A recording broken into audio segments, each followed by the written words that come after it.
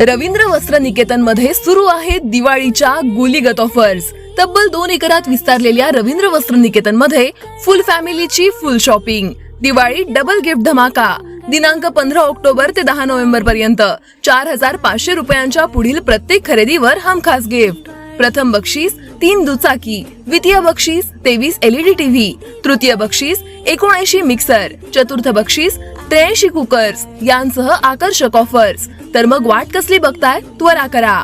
Fashion वाली दिवाळी साजरी करायची फक्त रवींद्र वस्त्र निकेतन मध्ये। रवींद्र वस्त्र निकेतन, सलगरे व शाखा।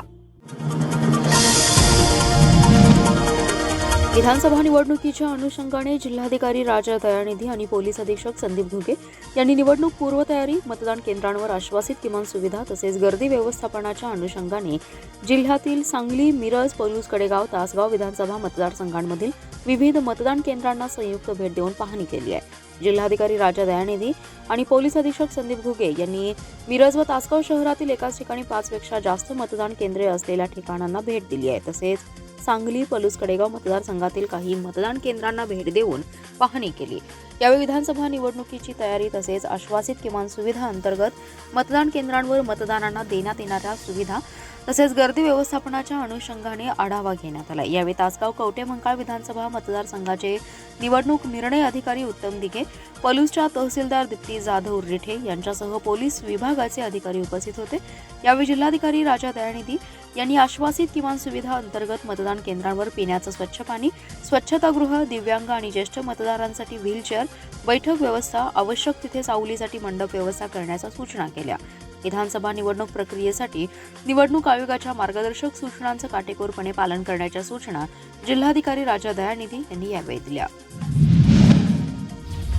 विधानसभेच्या निवडणुकीसाठी महाविकास आघाडीने जाहीरनामा प्रसिद्ध केलाय। राज्याच्या प्रगती आणि विकासासाठी पंचसूत्री आहे। शेती, ग्रामविकास, उद्योग, रोजगार, शहर विकास, पर्यावरण, जनकल्याणावर महाविकास आघाडीचा भर असल्याने नागरिक महाविकास आघाडीला साथ देतील असा विश्वास सांगली विधानसभा मतदारसंघातील काँग्रेसचे उमेदवार पृथ्वीराज पाटील यांनी व्यक्त केलाय। महाविकास आघाडीचा जाहीरनामा म्हणजे महाराष्ट्रनामा काँग्रेस पक्षाचे अध्यक्ष खासदार मल्लिकार्जुन खरगे यांनी जाहीर केलाय। त्याचं थेट प्रक्षेपण सांगली शहर जिल्हा काँग्रेसच्या वतीने करण्यात आलंय।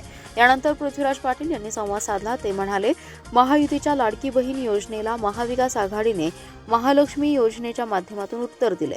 सध्या लाडकी बहीण योजनेतून गरजू महिलांना 1,500 रुपये दिले जातात। तीच रक्कम 2,100 रुपये करण्याचं आश्वासन भाजपकडून दिलं जात असताना महाविकास आघाडीने 3,000 रुपये देण्याची घोषणा केली आहे। तर बेरोजगार तरुणांना देखील आर्थिक मदत देण्याची घोषणा केली आहे। याबरोबर महिलांना बस प्रवास मोफत, 6 सिलेंडर 500 रुपयांमध्ये, महिला व मुलींसाठी निर्भय महाराष्ट्र धोरण, बचत गट सक्षमीकरणासाठी स्वतंत्र विभाग, स्वतंत्र बाल कल्याण मंत्रालय स्थापन करणं, प्रत्येक मुलीला 18 वर्षानंतर 1,00,000 रुपये, शेतकऱ्यांना 3 लाखांपर्यंत कर्जमाफी, नियमित कर्जफेडीस 50,000 रुपये प्रोत्साहनपर सूट, शेतकरी आत्महत्या रोखण्यासाठी उच्चस्तरीय समिती स्थापन करण्यात येणार आहे। त्यामुळे जनतेने काँग्रेसला विजयी करावं असं आवाहन पृथ्वीराज पाटील यांनी केलंय। मिरज तालुक्यातील बेळंकी येथील राहणारे उमेश पांडुरंग कांबळे यांचा मृतदेह बेळंकी जानराववाडी रस्त्याच्या कडेला आढळून आला असून त्यांचा मृत्यू दगडाने ठेचून झालाय। मृत्यू कशाने झाला याबाबत ग्रामीण शोध घेत आहेत। उमेश कांबळे सकाळपासून घरातून बेपत्ता होते। घरातील नातेवाईक त्यांचा शोध घेत होते। काही ग्रामस्थांना बेळंकी जानराववाडी रस्त्याच्या कडेला एका झुडपात मृतदेह आढळून आला। डोक्यात दगड घालून चेहरा छिन्नविछिन्न करण्यात आला होता। खून झाल्याची माहिती गावात पसरली। हा मृतदेह उमेश कांबळे याचा असल्याची ओळख पटली आहे। पोलिसांनी मृतदेह ताब्यात घेऊन शवविच्छेदन करून नातेवाईकांच्या ताब्यात दिला। खून कोणी आणि कशासाठी केला याचा शोध मिरज ग्रामीण पोलीस घेत आहेत।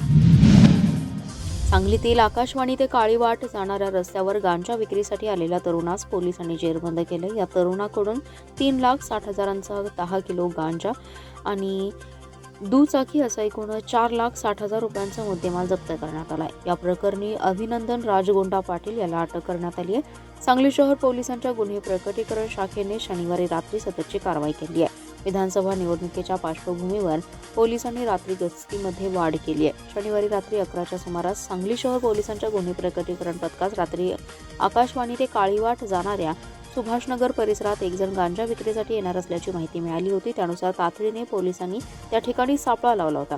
त्यावेळी आकाशवाणीच्या पाठीमागे असणाऱ्या सुभाषनगर गल्लीमध्ये एक जण दुचाकीवरून येऊन थांबला. पोलिसांना संशय आल्याने संशयितास ताब्यात घेऊन त्याची झडती घेतली असता त्याच्याकडे 10 किलो 286 ग्राम वजनाचा गांजा मिळून आला.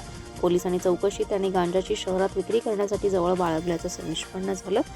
पोलिसांनी गांजासह त्याच्याकडील दुचाकी, मोबाईल असा मुद्देमाल जप्त केलाय. सदरची कारवाई पोलीस निरीक्षक संजय मोरे, पोलीस उपनिरीक्षक महादेव पवार, पोलीस कर्मचारी संतोष गळवे, गौतम कांबळे, संदीप पाटील, सचिन शिंदे, गणेश कोळेकर यांनी केली आहे. सांगली विधानसभा मतदारसंघातील भाजप महायुतीचे उमेदवार आमदार सुधीर गाडगीळ यांना मोठ्या मताधिक्याने विजयी करू, माधवनगर परिसरातून त्यांना विक्रमी मताधिक्य देऊ अशी ग्वाही भाजपा नेते आणि जिल्हा परिषदेचे माजी उपाध्यक्ष शिवाजी उर्फ पप्पू डोंगरे यांनी दिली आहे. माधवनगर येथे आमदार सुधीर गाडगीळ यांच्या प्रचाराचा कार्यक्रम झाला. यावेळी डोंगरे यांनी आमदार गाडगीळ यांना पाठिंबा जाहीर केला. यावेळी डोंगरे यांचे समर्थक मोठ्या संख्येने उपस्थित होते. शिवाजी डोंगरे म्हणाले, सुधीर गाडगीळ यांनी या मतदारसंघात गेल्या 10 वर्षात अनेक विकास कामे केली आहेत.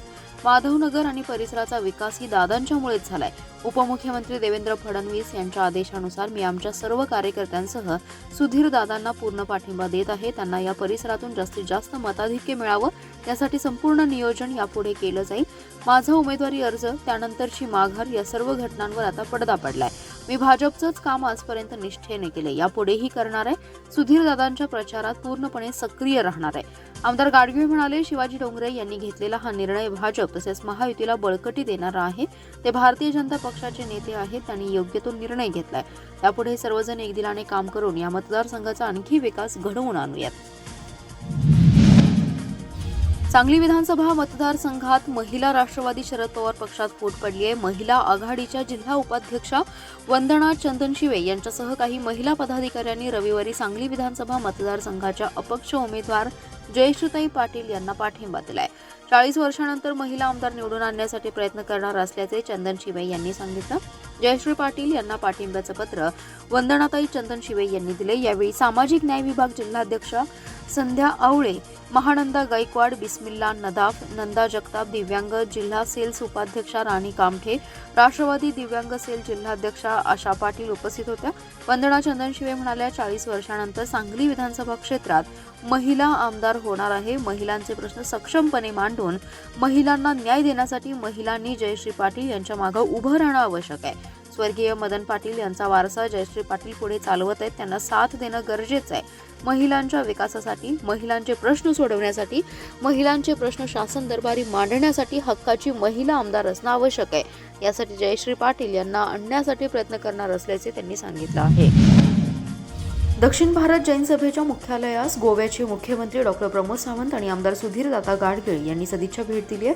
दक्षिण भारत जैन सभेच्या वतीने अध्यक्ष भालचंद्र पाटील आणि चेअरमन रावसाहेब पाटील यांनी मुख्यमंत्री सावंत आणि आमदार गाडगीळ यांचं पुष्पगुच्छ देऊन स्वागत केलं. भालचंद्र पाटील यांनी स्वागत केले. रावसाहेब पाटील यांनी प्रास्ताविक केलं. तर सुधीरदादा गाडगीळ म्हणाले, जैन समाजासाठी आपण गेल्या 10 वर्षात कामं केली आहेत. जी कामे अपूर्ण राहिली आहेत ती कामे पूर्ण केली जातील. मुख्यमंत्री सावंत म्हणाले, सुधीरदादांनी आमदार म्हणून या मतदारसंघात केलेली विकास कामे भरपूर आहेत. त्याचबरोबर केंद्र आणि केंद्रातील आणि राज्यातील सरकारच्या विविध योजनाही आहेत. आपल्याला सर्वांगीण विकासाचा लाभ हा तळागाळापर्यंत पोहोचवायचा आहे. मतदारसंघाचा आणखी विकास करण्यासाठी सुधीरदादांना बहुमताने विजयी करा असं आवाहन केले.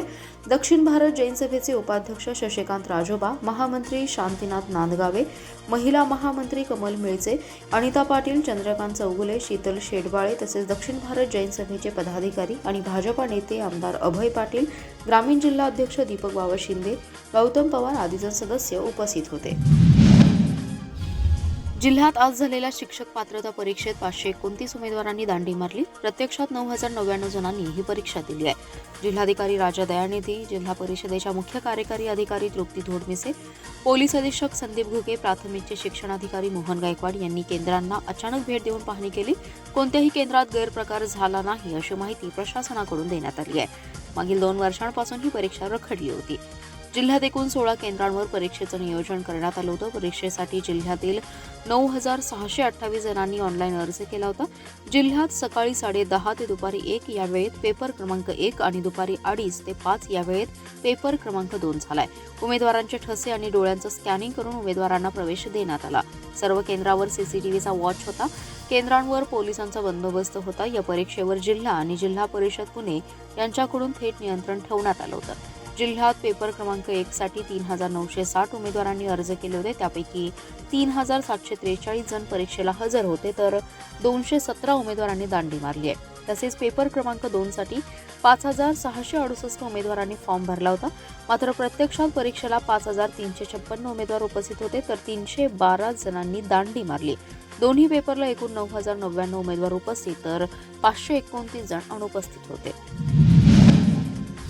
विद्यमान आमदारांनी गेल्या 10 वर्षांपासून सांगलीवाडीला विकासापासून वंचित ठेवले. कोरोना आणि महापुराच्या काळात आमदार सांगलीवाडीत फिरकले नाहीत.